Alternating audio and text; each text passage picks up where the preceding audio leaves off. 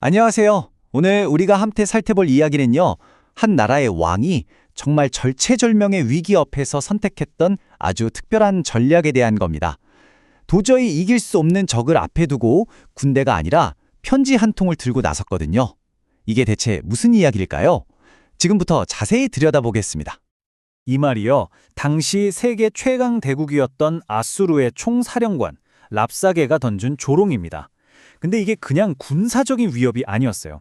한 나라의 믿음, 그 정체성을 아주 뿌리부터 흔들어 버리려는 굉장히 정교하고 잔인한 심리전이었던 거죠. 자, 그럼 히스기야 왕이 마주했던 상황을 조금만 더 깊이 들여다볼게요. 세계 최강의 제국이 바로 성문 앞에 와서 당신이 믿는 신을 대놓고 조롱하고 있다. 상상이 가시나요? 그야말로 나라의 운명이 경각에 달린 순간이었습니다.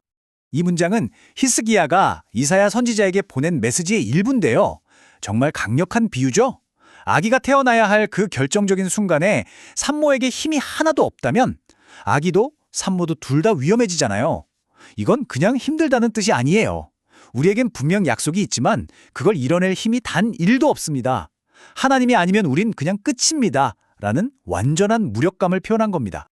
자, 여러분, 이런 위기의 순간에 보통 왕이라면 어떻게 행동할까요? 당장 군사회의를 소집하거나 주변 동맹국의 구원을 요청하겠죠. 근데 여기서 정말 흥미로운 지점은요, 히스기야가 하지 않은 행동들입니다.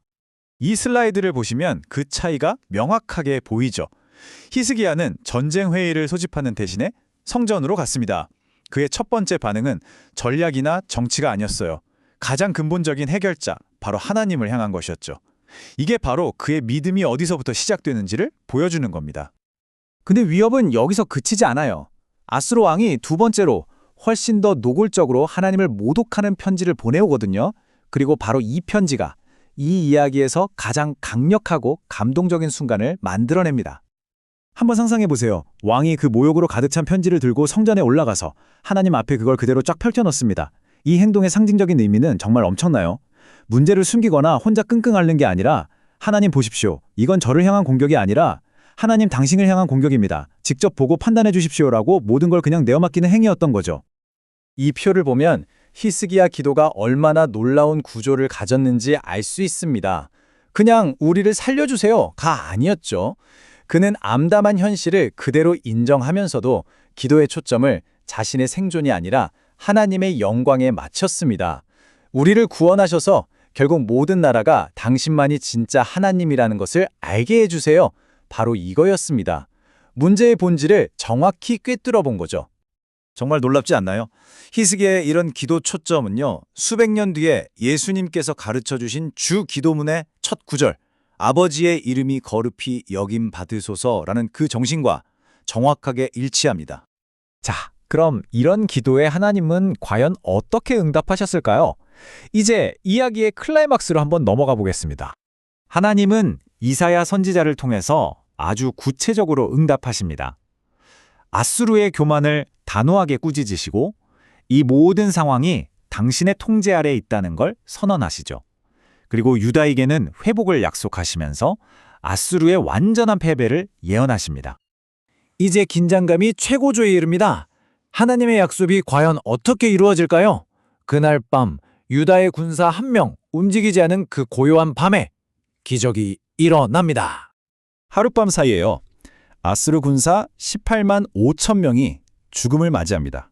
이 숫자가 보여주는 규모는 정말 상상을 초월하죠. 이건 인간의 전쟁이 아니었습니다. 완벽한 하나님의 개입이었죠. 그리고 이 이야기는 정말 놀라운 아이러니로 끝을 맺습니다. 하나님의 이름을 그렇게 모독했던 아수르의 왕은요, 자기 나라로 돌아가서 자기가 섬기던 바로 그 신의 신전에서 자기 아들들의 손에 암살당합니다. 하나님의 예언이 정말 토씨 하나 틀리지 않고 그대로 성취된 겁니다. 이 놀라운 역사적 사건 그 자체로도 정말 대단하지만요, 사실은 더 큰 그림을 보여주는 일종의 그림자와도 같습니다. 바로 십자가를 향한 그림자 말이죠. 히스기야의 이야기는 마치 예수님의 사역을 미리 보여주는 예고편 같아요. 특히 절체절명의 위기 속에서 자신의 뜻이 아니라 하나님의 영광을 구했던 그의 기도는 겟세마네 동산에서 아버지의 뜻대로 하소서라고 기도하셨던 예수님의 모습을 떠올리게 합니다. 히스기야의 구원이 한 민족을 살렸다면 예수님의 구원은 온 인류를 향한 것이었죠. 자, 이제 이 이야기를 우리 삶으로 한번 가져와 볼까요? 히스기야가 하나님 앞에 펼쳐놓았던 그 불가능한 위협이 담긴 편지. 우리에게도 그런 편지가 있지 않을까요? 어쩌면 우리가 마주한 그 절망적인 상황들이 바로 오늘날 우리가 하나님 앞에 펼쳐놓아야 할 편지일지도 모릅니다. 히스기야처럼 그 문제들을 혼자 끌어안고 힘들어하는 게 아니라 하나님 앞에 그대로 가져가서 보여드리는 거죠. 오늘 이야기의 핵심적인 질문을 마지막으로 던져봅니다. 우리가 인생의 가장 큰 싸움이라고 여기는 것들이 사실은 내가 싸워야 할 싸움이 아니라면 어떨까요? 히스기야의 이야기는 진정한 믿음이란 나의 능력으로 싸워 이기는 것이 아니라 그 싸움의 주권을 하나님께 온전히 내어드리는 것임을 우리에게 보여주고 있습니다.